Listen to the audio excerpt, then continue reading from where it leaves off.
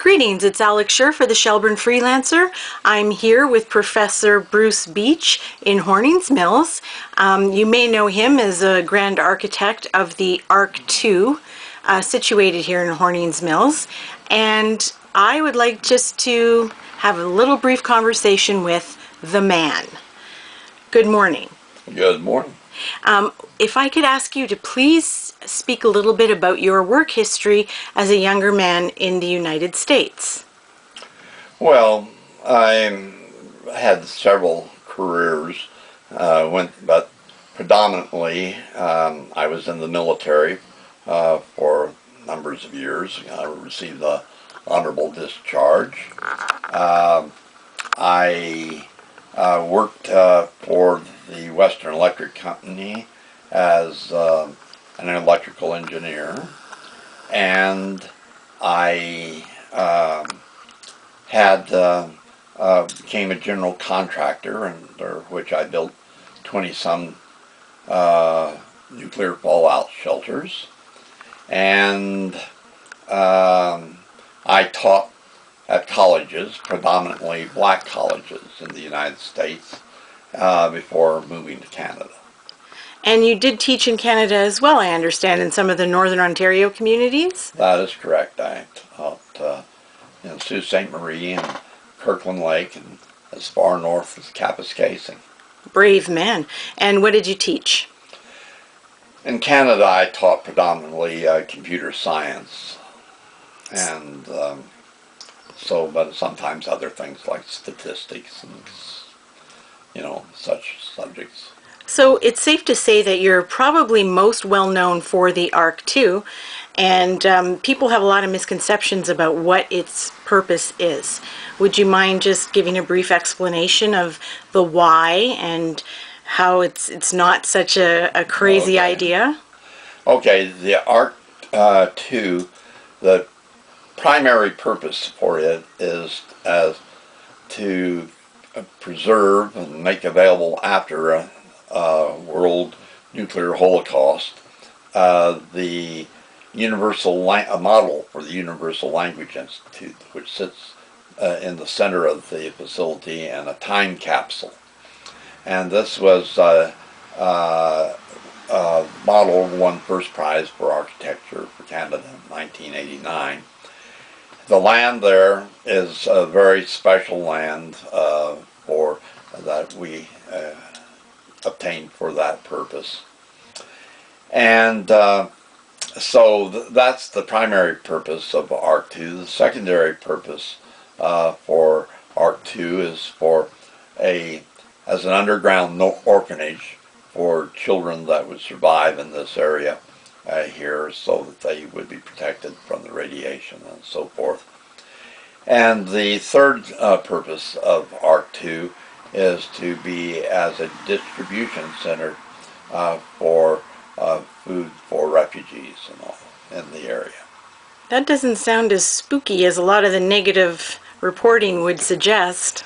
No, whatever people imagine, they imagine various and different things, and that is a part of the curiosity of ARK II. But anyway, that's the picture.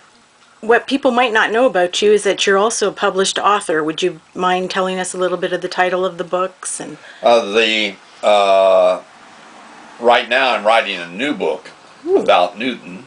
I've been writing it for a couple of years. Exciting. So I'm helping my wife with her book about the Book of Revelation, and have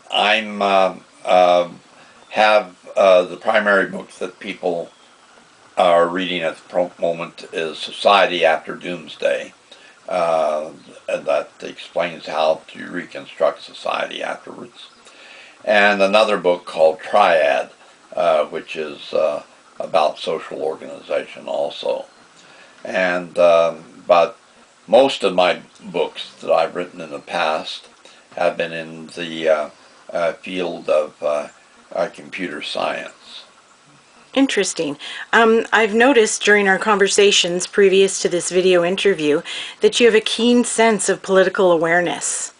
Now, we haven't yet had to use any of the bunkers for the particular reasons they were built, but in the event that we do. Do you see that happening anytime in the future?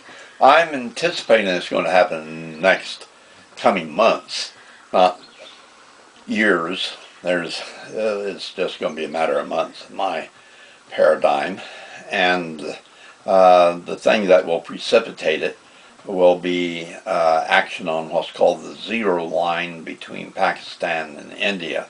And once that lets loose, the rest of the world will join in on a basis of use them or lose them.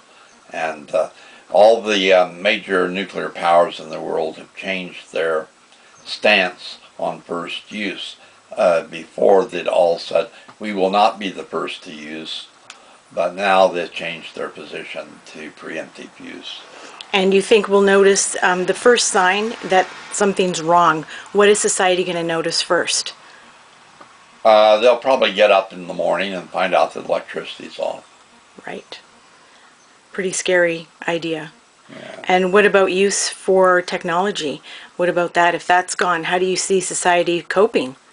Oh, it won't. This will be the greatest catastrophe the world has ever known, and we'll probably lose about 80% of the world's population. Wow. How does the use of a ham radio tie into surviving? Well, that's the only means of communication that would be possible, because ham radios can be run off of batteries, and they can they don't need any other means of communication over distance, just antennas, and so it would be the only means of communication. Now, you as a person, not some wingnut advocate for doomsday devices and things and surviving, you as the man, you've lived a very rich and full life, and what message would you like people to know about yourself, your life experience?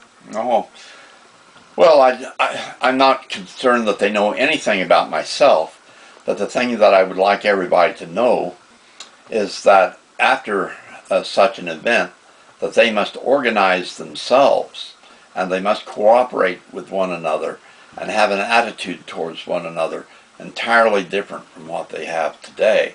And that is the only way that they're going to be able to construct society.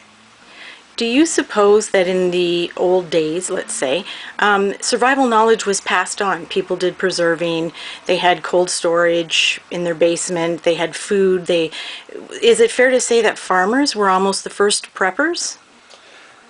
Sadly today, the farmers will not be able to help us, and because they do not understand farming. Today's farmers base their agricultural methods on pesticides, herbicides, particular types of seeds that do not reproduce, and it's an agricultural business based upon the use of petroleum and these big machines. That the horses, to go back to an earlier way of agriculture, are not available, and they do not understand how it would work anyway. And so while they're massive producers today, greatly efficient, and can do a marvelous job of feeding the world with very, very few people, once that technology is gone, they don't have a clue hardly of what they would do. And so they just laugh at the idea of survival too. So if you had one hope for the future, what would it be of society? One hope. For society? Well, that afterwards they're going to form a world government, as they attempted after the First World War. They formed the League of Nations after the Second World War, the United Nations, but this time one that will really truly prevent the use of nuclear weapons again. I hope that they are sufficiently motivated that they will do that. That's a great message and a strong message. Thank you very, very much. I've enjoyed this interview, and I think it'll be very enlightening for people to become exposed to the man and not all of the crazy rumors that are going around. Well, thank you very, very much. Thank you. This is Alex Scher for the Shelburne Freelancer, sharing Shelburne with the world. Okay.